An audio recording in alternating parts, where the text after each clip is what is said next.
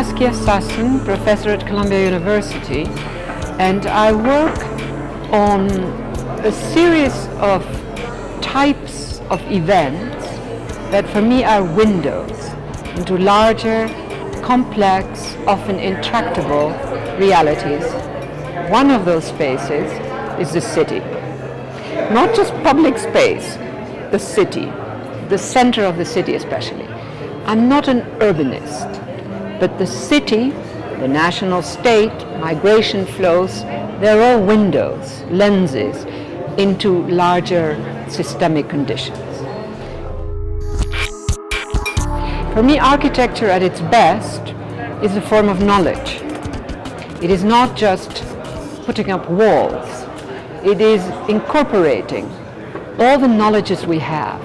How can we use biospheric capabilities, and how can we insert them in buildings? How can we use technologies? How can we use light, existing breeze, etc., etc. So it really is a form of knowledge, but a form of knowledge that is an axial condition that brings together many different forms of knowledge to come up with something. So I make a big distinction between simply building a building, construction, the construction industry, and architecture. A lot of what goes under the name of architecture, I think, is a very mediocre form of knowledge. It's still maybe a form of knowledge, but it's not living up to what it should be. The architect faces a challenge. The architect has to increasingly work with engineers, with topographic experts, with seismic experts, with climate change experts, with flooding experts, and what is to me top of the agenda is with biologists. How do we begin to use the biosphere, and how do we insert its capabilities in building? That to me is top of the agenda, and that is where most architects are not up to the task. They know now that they have to work with engineers because otherwise those buildings would not stand. They are beginning to know that they need to work with seismic experts and with flood experts. It's on the agenda. The biological bit is not as strongly on the agenda as it should be. And it's not enough to plant trees on balconies and then have a very luxurious, no. It goes much deeper. So for me, the architect is somebody who has to work with experts in many different disciplines. And it also means that if you are going to do architecture in low-income environments, in very precarious environments, you need to know the topography of the place. You need to know how the water running off from higher up, what is going to happen. It really is an obligation, I think, for the architect to have a lot of knowledge, and the only way you can be good at it is to work, in a networked knowledge space. I am not focused on architecture in terms of the education. I intersect with architecture, and I have my own ideas about architecture in the city. So, I know that at Harvard now there's a whole group of students who have a totally different agenda. Same thing at Avery Hall in Columbia. And it's a variable. At this end, maximizing use of the technologies to build scenarios, possibilities. At the other end, the environment, in between a lot of more artistic interventions, where they are almost artists. But I do think that very interesting thing. Now that you are coming back to your question, I was at University of Michigan School of Architecture recently, where a Venezuelan, at that point, this must have been 2 or 3 years ago, and it was, I know that I spoke about cities and war, and the dean wanted me to speak about that. So these are totally different ways of understanding what it means to educate an architect. Educate now in the very broad sense, and not the nuts and bolts of building a building, but all the other dimensions that need to come into the picture. And the other one that I'm impressed with is MIT. But those are the schools I know. You see, there are so many schools that I don't know who might impress me more. So I don't want to I happen to know all these top universities in the United States, so it's a very biased perspective, you know. But they are all doing interesting stuff. That's probably one point to make. Well, I have two scenarios, a very optimistic one and a very dystopian one. So the dystopian scenario is that we will have a lot of private cities. Abuja is de facto a private city. It is how not to be in Lagos in Nigeria. And the mechanism is very simple. Everything is super expensive, everything. The milk, you know, everything. The houses, the everything. So it de facto eliminates all kinds of people. But I think we're going to take it further. Sando is sort of a private city. And there are now big firms that sell you a city. They will build a city, and some of them will rent you the city.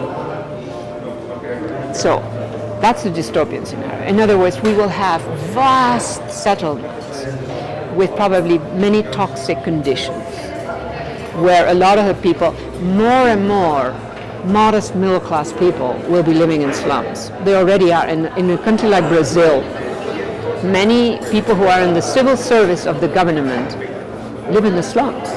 Same thing in India. So, and then these new, brand new, perfect cities that are, of course, not really cities in that full, robust sense of the term. Now, at this end, my utopian is that when so many people, so many new people come to cities, there is going to be a lot of making of sub-economies, not the economy, sub-economies, making of urban agriculture, making of buildings that work with the environment. So that people, you know, modest means they will use their imaginations, they will understand how do I make the air circulate, and if I make the air circulate, mosquitoes are less likely to come in, you know, they will work, they will have that kind of knowledge. That is my optimistic scenario. So that even a modest, poor slum will have people who know that the shack they're building is part of larger systems of water circulation, air circulation, mosquitoes, whatever it might be. So that is and then of course you will have, you know, the rich will be the rich, and the upper middle classes will be the upper middle classes. And then the modest middle classes, I think they will really keep on splitting up. This splitting up of the middle class has been happening in my reading for 25 years. I wrote about that way back in the late 1980s, and people didn't believe me. They said, no, this is not happening. We're all becoming richer. Well, no, now we know that. So now, on a larger sort of systemic map, you know, geo map, if you want, about cities, I think that the desirable format, so my optimistic format, is multiple articulations of the territory. Not one endless sort of the metropolitan zone. I think we will have understood that the vast metropolitan area, shapeless, endless additions, extensions, does not work. The option is articulations. You know, if you see, for instance, China, who's building all these cities, so they build 9 small cities around Shanghai rather than allowing Shanghai to become an endless stretch.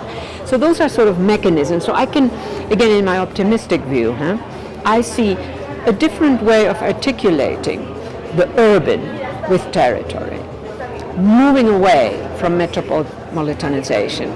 Now, my Dutch practical sense tells me that we're not going to be able to do that we're going to create these unmanageable, and then the elites will simply move out and build a new private city. But yeah, those are the two scenarios. I mean, there's much more to be said. It's a complicated question. I think of the city as a complex but incomplete system. So there are other such systems. The city happens to be one of the most complex and the most incomplete. So it is an extreme condition, a big working city. So I like to work with extreme conditions. My assumption is that they're heuristic, that they produce knowledge about more than the thing itself. So I look at the city to understand all kinds of other things. Now, I mean, the architect in the city, the architects could be doing much more, but it would mean expanding the range of interventions that architects do. and thinking really of the city as some sort of very complex space where there are multiple very, very diverse points of intervention. Looking at the slums, at low-income neighborhoods, at degraded spaces, at toxic spaces inside cities, and then at the other end, looking at where architecture becomes a form of art, where it's beautiful and it adds and it just really amplifies the experience of being in that place. There is something very good there, I think. There is the constituting of a global public that might be fed by people who are otherwise quite isolated in their own cities. So there's sort of an opening there. Now, on the other, and they are, I always think of them, they are non-cosmopolitans. They can be poor, they can be in fact physically isolated, but they are part of an emergent global, almost a subjective space. You don't have to be online all the time, but just to know that I'm not alone doing what I'm doing. There is the same obsessive, critic of the local factory polluting my water in that other town. This is extremely important. This is truly a subjective global space. It's not about communicating. It's about knowing that connectivity exists. So I find that the discussion on internet that looks just at the communication bit is really reducing, because not all is communication. This global subjective space does not depend on communicating. It's something else, it's other variables. Now, on the other hand, you have finance, all the global firms, I don't mean just in finance, but in general, who create their own separateness. And in that sense, when I look at this world, the global cities, the 100 plus global cities that we have, I see also these fragments, the central business district, the state-of-the-art central business district, that all these fragments sort of constitute their own urbanity, their own city space, but it is a multi-sided, and they are often far less connected to the hinterland that is the city itself, not the hinterland of the city, but than they are to each other. Clearly the business centers in these cities, they connect much more with each other than they connect with the larger city. Even though I insist they need the larger city, they need the cleaners, they need the truckers that bring the stuff. I've written a lot about this. So there is, again, that's also a subjective disconnecting, but it also means that you do less philanthropy for the city. You think that you don't need the city, you just need that little bit of central business space, the global city function in its narrow sense. So, there are good things and there are bad things, like happens with any technology. Technology is an intermediate event. How it gets used, how it gets deployed.